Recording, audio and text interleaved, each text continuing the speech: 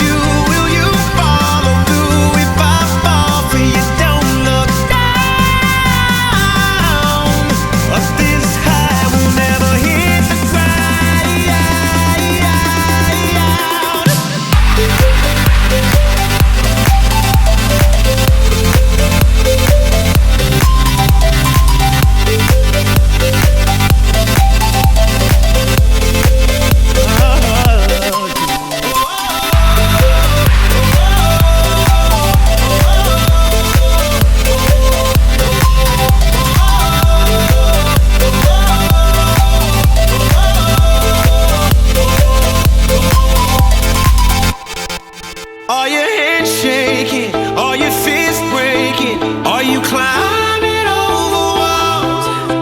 Are the times changing? Is the noise fading? 'Cause I wanna give it all. Oh, I kinda feel like I saw the light. You got me way up 1,000 miles. Can we stay right here in this atmosphere? Or are you afraid to fall? Don't look down. This high will never hit the ground. Don't look down.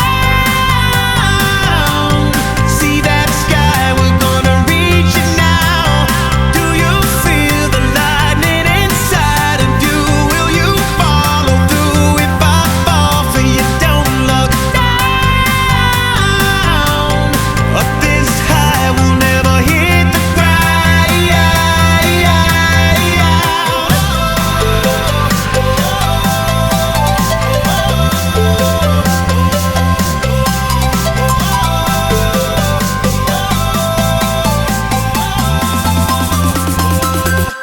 Don't look down.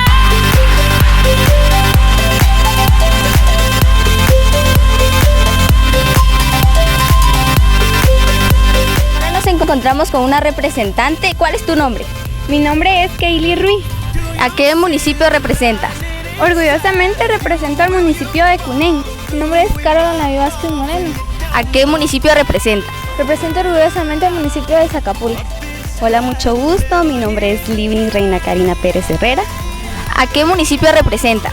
Represento orgullosamente a mi querido municipio Joya Baja. Hola, mi nombre es Flor Teresa Pomaló. ¿A qué municipio representas? Yo orgullosamente vengo a representar San Juan Cutal.